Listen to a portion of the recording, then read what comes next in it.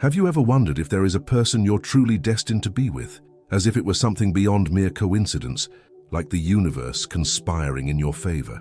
Carl Jung, a profound psychologist and creator of analytical psychology, believed that our lives are marked by unconscious forces that guide us towards certain encounters, experiences, and, why not, people. When the soul's journey aligns with another, powerful signs begin to appear. You may not notice it, but these signs have the power to haunt your life, leading you to question destiny and the forces beyond your control. Pay attention to the details and open your mind to what Jung has to say about these predestined connections. Comment below with the phrase, "Destiny reveals itself when we are ready." Carl Jung believed that both the personal and collective unconscious profoundly shape our lives, directing us towards certain encounters and experiences that go beyond mere coincidence. According to Jung, when we meet someone destined to be part of our journey, we are undergoing a process of individuation, the integration of conscious and unconscious aspects of the psyche. In this process, archetypes emerge, which are universal representations of shared human experiences and symbols. When it comes to a predestined encounter, like a relationship with someone who seems to be the right person, certain archetypes may haunt our lives. This may be experienced as an intense sense of déjà vu, as if the person had already been in our life in a symbolic or spiritual way, even before we physically met. These signs can manifest in various ways, but always with a deep sense that the encounter has a higher purpose. Jung spoke about projection. When we place aspects of our own psyche that we don't recognize onto another person, this can generate both attraction and repulsion, as we are, in a sense, confronting parts of ourselves that we have yet to integrate. When the encounter is predestined, these signs can be intense, and it's essential to stay alert to them so as not to fall into the trap of denial or resistance to what the psyche is trying to communicate. When we talk about signs of destiny, we are often dealing with something far beyond conscious perception. These are the small coincidences, unexpected moments, and fortuitous encounters that seem to happen for a bigger reason. Carl Jung believed that when we are in tune with the archetypes of the collective unconscious, we are guided towards certain encounters that have the power to transform our lives. These signs may seem at first glance like mere accidents of chance, but from a Jungian perspective, they are manifestations of the unconscious directing us toward what we need to experience for our personal and spiritual growth. The idea of signs can manifest in various forms. It could be a vivid dream, an inexplicable sensation upon meeting someone, or even the repetition of certain numbers or symbols at crucial moments in life. These moments carry a powerful symbolic charge, as if we are being called to pay attention to what is happening. According to Jung, the archetypes present in our collective psyche guide us, often without our full awareness. They act like an unconscious map, pointing to paths that lead us to significant encounters. When you meet someone and feel an immediate connection, as if that person is part of something greater in your life, you may be experiencing one of these signs of destiny. This doesn't mean the encounter is purely romantic or idealized, but rather that it carries with it an energy of transformation. It could be the start of a deep process of individuation, where you are challenged to integrate unknown or unrecognized aspects of yourself. It could also be the moment when you are ready to confront parts of your psyche that had been dormant or repressed. These signs, no matter how subtle, can manifest in everyday life in various forms. Sometimes they appear in coincidences that seem beyond logical comprehension, like an unexpected meeting with someone who has a direct connection to a dream or a memory from the past. Other signs may appear as recurring elements, such as a song, a smell, or a word that surfaces at crucial moments. Jung believed that these coincidences, or synchronicities, were not mere happenstances, but rather expressions of the collective unconscious trying to communicate with us. When these signs appear, many people tend to ignore them or dismiss them as mere coincidences. However, for Jung, these moments of synchronicity are invitations for us to align with our destiny, to be aware of what the psyche is trying to reveal to us. These signs reflect what is happening at the deep level of the unconscious and are a way in which the universe, or the psyche, tries to guide us toward a more authentic and meaningful path. This type of perception requires sensitivity and openness to the unknown. Often, destiny doesn't present itself in an obvious way, but through symbols and seemingly mundane events that carry deep symbolic weight. The key is to recognize these moments and interpret them according to what you are experiencing in your life at that moment. By paying attention to these manifestations, you can uncover patterns and connections that previously went unnoticed. Carl Jung, one of the pioneers of depth psychology, introduced the idea that there is a layer of the unconscious shared by all of humanity, called the collective unconscious. This unconscious is not individual, but universal, composed of images and symbols that transcend personal experience. Archetypes are the primordial forms that inhabit this collective unconscious, representing universal patterns of human experience, such as the hero, the mother, the wise old man, and others. When we speak of predestined encounters, it's impossible not to consider the role of archetypes as powerful forces that influence these encounters and guide us to certain experiences and people. Archetypes have the power to shape our lives profoundly, often without our conscious awareness.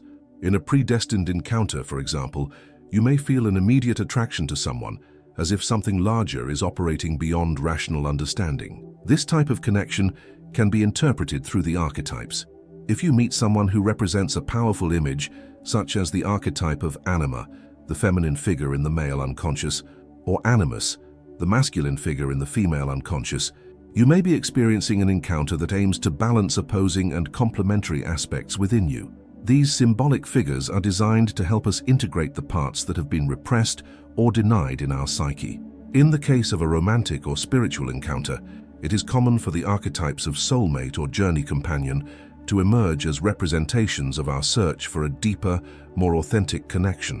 When two people meet, they often don't recognize each other merely as individuals, but as manifestations of a larger symbolic aspect of their own journeys. This doesn't mean they are perfect or free from conflict, but that there is something mysterious and archetypal that unites their paths. The collective unconscious also influences how we relate to others, as it carries ancestral stories, myths, and behavior patterns that are still present in our psyche. These patterns can manifest in our encounters in quite literal or symbolic ways. When we meet someone who evokes a deep sense of familiarity or who seems to reflect parts of our own story, it may be a reflection of a shared archetype activating certain images or myths within our psyche. Furthermore, archetypes can be activated during moments of crisis or transformation. Imagine you are going through a difficult time in life, and for some reason, you cross paths with someone who triggers an intense emotional response. This encounter could be the activation of an archetype related to a personal growth process. The attraction isn't merely for the person themselves, but for what they represent on a deeper symbolic level, such as the impulse for healing or transformation. Synchronicity, a crucial concept in Jungian psychology, is also closely related to these encounters. Jung described synchronicity as the meaningful coincidence of events that don't have a causal explanation, but that seem to be connected by a deeper symbolic logic. When two people meet at a specific moment, it may be the result of a synchronicity that connects their journeys in an unexpected, yet highly significant way. These encounters seem orchestrated by the collective unconscious, bringing forth symbols, myths, and archetypes that help people understand their own path and evolution. In conclusion, the collective unconscious and archetypes play a crucial role in guiding us to predestined encounters. They serve as a system of symbolic guidance, leading us to cross paths with certain people and experience events that resonate deeply with the universal patterns of our psyche. When we open ourselves to the idea that we are connected to something greater than our individual experience, we can begin to see how archetypes and the collective unconscious shape and reveal these predestined connections. In many of our interactions and relationships, we end up projecting onto others what we are unable to recognize or accept in ourselves. This projection is one of the central concepts in Jungian psychology, especially when discussing the shadow, which represents the parts of our psyche that we reject or do not want to see. When we relate to another person, we often do not see them as they truly are, but as a projection of our own unresolved desires, fears, and ideals. This phenomenon is especially present in encounters that we feel are predestined, where immediate and intense attraction may be driven by our unconscious shadow. The shadow consists of repressed aspects of our psyche, things we have learned to deny or avoid due to social or familial norms, or even personal issues. Jung believed that by failing to integrate these shadow aspects, we project these contents onto other people. For example, if a person has difficulty accepting their own anger, they might project that anger onto someone else, seeing them as aggressive or hostile, even when there is no real reason for it. In a relationship context, this projection can be both positive and negative. We may see in someone a perfection that we do not recognize in ourselves, or conversely, we may see negative aspects in them that actually belong to our own shadow. In the case of predestined encounters, the process of projection intensifies as we are dealing with a connection that feels more significant, as if something greater is at play. It's as though the other person is a reflection of the parts of ourselves that we need to integrate. When we meet someone who evokes intense feelings, as if that person is the one, it is possible that we are projecting onto them qualities we wish we possessed or that we cannot accept in ourselves. This phenomenon can be both a blessing and a trap, as it prevents us from seeing the person as they truly are, as a human being with flaws, limitations, and complexities. This projection can also create an unbalanced relationship, where the other person becomes an idealized reflection of our unfulfilled needs and desires. For example, a person who carries a sense of emptiness within them may fall in love with someone who, in their view, completely fills that void, only to later realize that the true resolution of that lack cannot come from another person, but from self-knowledge and self-acceptance. In this case, the initial projection can lead to disillusionment, as what we projected onto the other does not align with the reality of who they truly are. Jung suggested that the process of individuation, the journey of self-knowledge and integration of the various parts of the psyche, requires us to confront and integrate our shadow. By doing so, we stop projecting our shadows onto others and begin to see people more authentically, without the distorted lenses of our expectations and fantasies. This doesn't mean we should rid ourselves of the shadow completely, which would be impossible and unnecessary, but rather learn to recognize and work with it constructively. In a predestined encounter, this process of individuation can be accelerated, as the relationship with the other person has the power to confront us with aspects of ourselves that were hidden or neglected. When we project our desires, fears, or ideal qualities onto another person, we also distance ourselves from true connection. True intimacy can only be achieved when we accept the other person as they are, with all their imperfections, while learning to integrate and accept the parts of ourselves that we project onto them. This doesn't mean that predestined relationships are perfect or free from conflict, but that they offer a unique opportunity for personal growth and transformation if we are willing to look beyond the projections and confront the shadows that arise along our path. Recognizing when we are projecting our shadows onto another person is a crucial step toward living more authentically and fully. The process of individuation challenges us to face our hidden parts, to integrate opposing forces within ourselves, and to live more conscious and balanced relationships.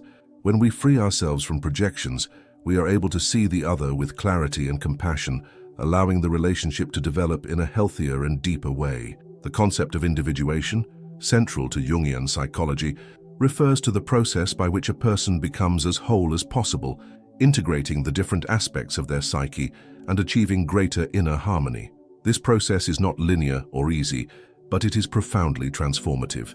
Throughout individuation, the person confronts their shadow, integrates the unconscious aspects of their psyche, and becomes more aware of themselves and the world around them. This process is essential not only for personal development, but also for building authentic relationships, especially those that may be considered predestined. When two people undergo the process of individuation, they are better prepared to relate genuinely, without relying on projecting unrealistic desires and expectations.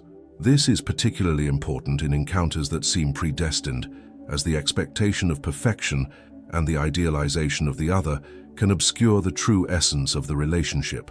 When we are not in tune with ourselves, we tend to seek in others what we have not yet found or accepted in ourselves. This can lead to a superficial relationship, where the projected parts become more significant than the true connection. Individuation allows us to have a healthier relationship with our own shadows, desires, and fears, and this is reflected in our relationships. By integrating these repressed parts of our psyche, we gain a better understanding of the complexities of our own nature and, consequently, recognize these complexities in the other. In an authentic relationship, the acceptance of the other as they are, with their flaws, qualities, and uniqueness, becomes possible. The predestined encounter then stops being a search for an idealized perfection and is seen as an opportunity for mutual growth, where each individual can expand, become more complete, and more authentic. Furthermore, Individuation also involves balancing the internal opposites of our psyche, such as the masculine and feminine, the conscious and unconscious, the rational and emotional. In an authentic relationship, this integration of opposites is fundamental, as it allows both partners to bring their most authentic and complete aspects to the relationship. Individuation is not just an individual process, but also a relational process, where partners have the opportunity to learn and grow together by integrating their own opposites and finding a balance between them. In predestined encounters, the signs and the intensity of the connection may reflect the psyche of both individuals, pointing to the desire for evolution and transformation. The relationship, then, is not just a means of pleasure or satisfaction, but a journey aimed at the expansion and realization of each person's potential. This can be seen as a symbolic dance between the conscious and unconscious parts of both individuals, where by getting to know each other more deeply, both become more whole. In this process, individuation can be seen as the guiding thread that allows the two to share a deep experience of connection. Individuation also brings out the recognition that the other is not responsible for our happiness or completeness, which is a central idea in building a healthy and authentic relationship. Often, we expect the other to fill internal gaps, but when we go through a process of individuation, we realize that true fulfillment comes from within, from alignment with oneself. The other, in this case, is seen as someone with whom we can share this fullness, and not someone we depend on to be complete. This is a crucial point for predestined encounters to become healthy and sustainable relationships. In an authentic relationship, both people are willing to support each other in the process of individuation, helping one another confront their shadows and integrate their repressed aspects. This type of relationship requires a deep commitment to self-knowledge and mutual growth. The difficulties and challenges that arise along the way are not seen as obstacles, but as opportunities for transformation and expansion. Looking at predestined encounters through the lens of individuation, we can understand that these encounters are more than mere coincidences or proofs that we are on the right path. They represent a chance for inner evolution, where both partners can help each other become more authentic and whole versions of themselves. The true magic of a predestined encounter is not in the idealization of the other, but in the possibility of mutual growth, the building of a genuine relationship, and the realization of individual and shared potential. Throughout this journey, we've explored how Jungian psychology can shed light on predestined encounters and the signs that guide us on our journey. Carl Jung offers us a deep path to understanding the invisible forces that guide us, and how individuation, the integration of the shadow, and the recognition of archetypes shape our relationships. When we connect with someone we feel is destined for us, we are not merely experiencing a random encounter, but rather an opportunity for growth and transformation where the deepest aspects of our psyche are activated. These encounters challenge us to confront our shadow, integrate opposites within ourselves, and build authentic relationships free of idealizations. By recognizing the signs and learning to listen to them, we can live more aligned with our destiny, creating true and meaningful connections. And it is in the process of individuation that we find true transformation, both personal and relational. If you were touched by this content, subscribe to the channel, share your experiences, and comment below. Don't miss the next video, which will explore even more how Jung's concepts can transform your life. Destiny only happens when we are open to it.